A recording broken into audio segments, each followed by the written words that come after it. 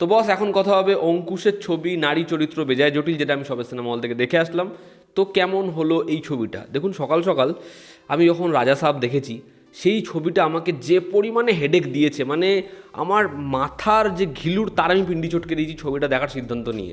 আমি চাইছিলাম এমন একটা ছবি এর পর আমি দেখি যেই ছবিটা আমাকে একটু রিল্যাক্স ফিল করাবে, যেই ছবিটা আমার মাইন্ডটা ফ্রেশ করে দেবে।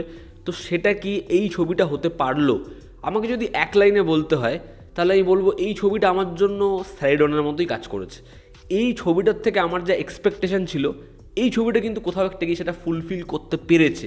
এবং আমি এটা শুরুতেই বলবো, অঙ্কুশ না, তার মধ্যে পোটেনশিয়াল অনেক বেশি রয়েছে এবং সে অনেকের থেকে অনেক অনেক বেটার। মানে সে একটা কমেডি ছবি এরকমভাবে পুল অফ করতে পারে, এটা কিন্তু খুব সহজ বিষয় নয়।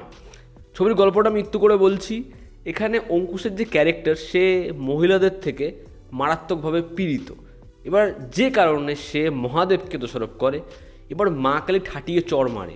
সে পায় একটা বর, যেখান থেকে সে নিজেকে সুপারহিরো মনে করে, কারণ সে মেয়েদের কথা শুনতে পায়। এবার এ কী করবে? এই সুপার পাওয়ারকে কীভাবে কাজে লাগাবে? তার কারণ যখন পাওয়ার আসে তখন দায়িত্বও আসে।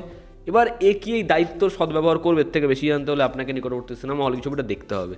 ছবির পজিটিভ দিক, নেগেটিভ দিক, আমার কাছে এই ছবির জন্য বেশ অনেকগুলো পজিটিভ দিক রয়েছে এবং কিছু ইস্যুস রয়েছে। তবে এক কথায় বলতে গেলে নারী চরিত্র বেজায় জটিল, এটা আনডাউটেডলি একটা বেশ ভালো ছবি। ছবির প্রথম পজিটিভ দিক হচ্ছে এই ছবির কমেডি। আমার জন্য বাংলা ছবির কমেডি ম্যাক্সিমাম সময় ওয়ার্কই করে না, কিন্তু আমি দেখেছি যে ছবির কমেডি অডিয়েন্সের জন্য ওয়ার্ক করে, সেই ছবিটা মোটামুটি বাংলায় ব্যবসা করে নেয়।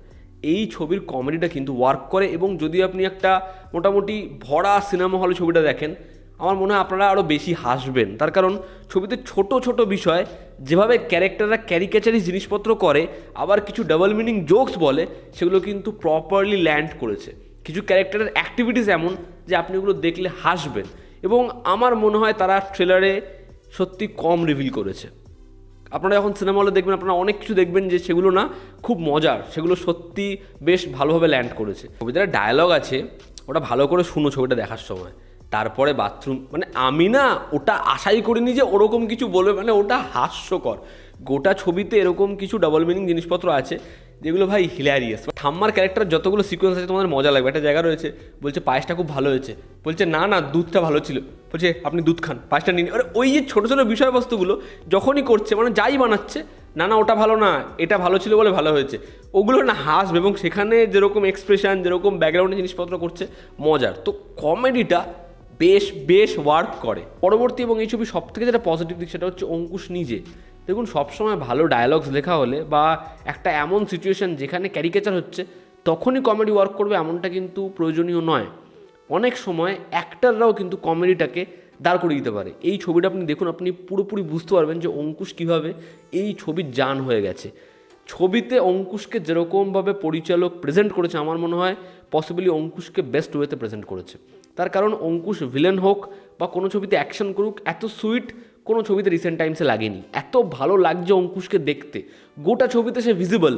তার টাইমিং হোক, তার ইমোশনাল সিনের পর আবার কমেডি হোক, বা তার একটা হিরোইক এন্ট্রি হোক, আবার সেখান থেকে যেরকমভাবে সে সুইচ করছে, তার এক্সপ্রেশন, তার হাঁটা চলা আপনাদের ভালো লাগবেই। ক্যারেক্টারটা খুব মিষ্টি লেখা হয়েছে এবং সে কিন্তু সত্যি ইমোশনাল সিনেও ভালো পারফর্ম করে। অঙ্কুশকে আপনাদের খুব ভালো লাগতে চলেছে, আমি এটুকু একদম গ্যারেন্টি দিয়ে বলতে পারি। ঐন্দ্রার পারফরমেন্সও ভালো, তার সাথে অঙ্কুশের কেমিস্ট্রিও ভালো লাগে, তাকে দেখতে ভালো লাগে। এখানে সোহাগ সেন, এখানে সোহিনী সেনগুপ্ত, এখানে দেবরাজ, বা যে এখানে পলিটিশিয়ানের চরিত্র অভিনয় করেছে, এখানে যারা ওর সাকরেত, আপনি প্রত্যেকটা ক্যারেক্টারকে দেখুন, এদের পারফরমেন্স আপনার ভালো লাগবে। এবং প্রত্যেকটা ক্যারেক্টার কিন্তু ছবিতে না নিজের একটা জায়গা, একটা জোন তৈরি করতে পারে। মানে পিছনে সেই চরিত্রটা ব্ল্যাঙ্ক হয়ে যাচ্ছে না, তারা কিছু একটা করছে। তো পারফর্মাররা ছবিতে ভালো কাজ করেছে। থার্ড হচ্ছে এই ছবির যে আইডিয়াটা, এটা না একটা যে কোনো একটা র্যান্ডাম রোমকম, একটা র্যান্ডাম কমেডি ড্রামা নয়। এই ছবির যে প্লট, সেটা আপনাকে কিছু সার্ভ করছে এবং সেটা কিন্তু কোথাও একটা কি স্টেটমেন্টও রাখছে, একটা মেসেজও দিচ্ছে। এবার সেই মেসেজ হয়তো বহু ছবি দেয়, কিন্তু সেটাকে অনেক বেটার ওয়েতে, অনেক ইজি ওয়েতে এমনভাবেই দিচ্ছে যে একটা মেইন স্ট্রিম ছবি এরকম একটা মেসেজ দিচ্ছে, ম্যাক্সিমাম অডিয়েন্সের কাছে পৌঁছানোর রাস্তা সেটা। তো যেটা আমার খুবই ভালো লেগেছে। ছবির আইডিয়াটা, এরকম ধরনের আইডিয়া কিন্তু বাংলা ছবিতে দেখা যায় না, যে একজন পুরুষ মানুষ সে নারীদের কথা শুনতে পাচ্ছে, এবার কি তার জীবনটা চলা সহজ হবে, এবং তারপর এই যে মেয়েদের কথা সেটা সে কখন হয়ে উঠছে, এই যে ওয়ান লাইনারটা, এটা কিন্তু ভীষণ ভীষণ ইম্প্যাক্ট ফেলতে পারে ছবিতে। তো ছবির আইডিয়া আনডাউটেডলি ভালো, ছবির স্ক্রিন প্লে সেটা স্মুথ, সেটা আপনাকে ছবির সাথে জুড়ে রাখে, ছবিটা বেশি বড় ছবি না এবং কোনো জায়গায় স্ক্রিন প্লে ধ্যারায় না যে হ্যাঁ ছবিটা এবার একটু বড় লাগছে বা একটু ব্যাগেজ ফিল করাচ্ছে, মনে হবে না আপনার।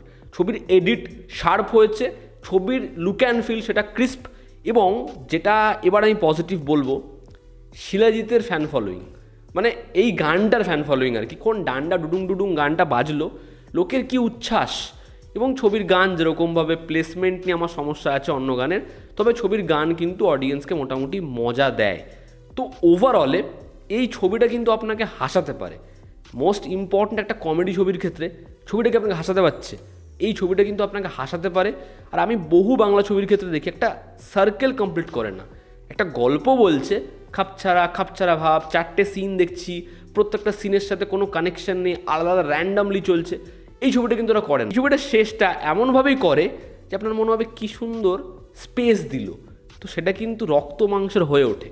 এবং অবশ্যই একজনের মনোলগ মিস্টার ইন্ডাস্ট্রির, সেটা আমাকে আলাদা করে মজা দিয়েছে। তো ওভারঅল আমার মনে হয় এই ছবিটা তোমাদের দেখা উচিত।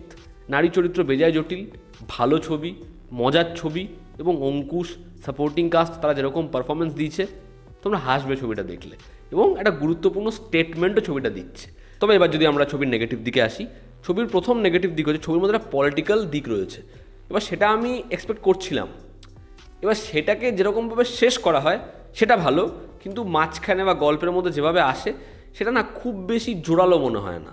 সেকেন্ড হচ্ছে ছবিতে একটা ক্যারেক্টারের একটা ইমোশনাল আর্ক রয়েছে, এবার তার একটা হারানোর গল্পও রয়েছে, সেটা যেরকমভাবে আসে সেটাতে খুব বেশি ডেপথ নেই।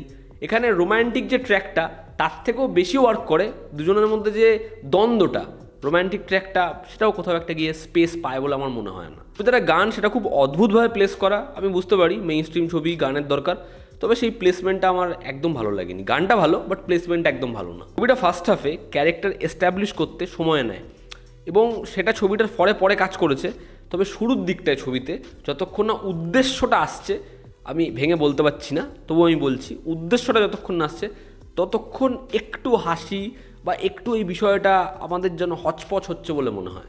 বাট ওভারঅল নারী চরিত্র বেজায় জটিল সেই ছবিটা শেষ ভালো করে, এবং কথায় আছে শেষ ভালো যার সব ভালো তার। তো ওভারঅল এই ছবিটা আমার জন্য ওয়ার্ক করেছে, আমি বেশ হেসেছি, বেশ ভালো একটা ছবি বানিয়েছে ছবির পরিচালক সুমিত সাহিল, এবং অঙ্কুশ সত্যি ভালো কাজ করেছে। তোমরা যারা ছবিটা দেখেছো তোমাদের কেমন লেগেছে অবশ্যই কমেন্টে জানিও। তো এই ছিল আজকের ভিডিও, ভালো লেগে থাকলে লাইক করো, শেয়ার করো, সাবস্ক্রাইব করো। জনতা আমাদের পাশে আছে, আবার দেখা হচ্ছে, টেক কেয়ার।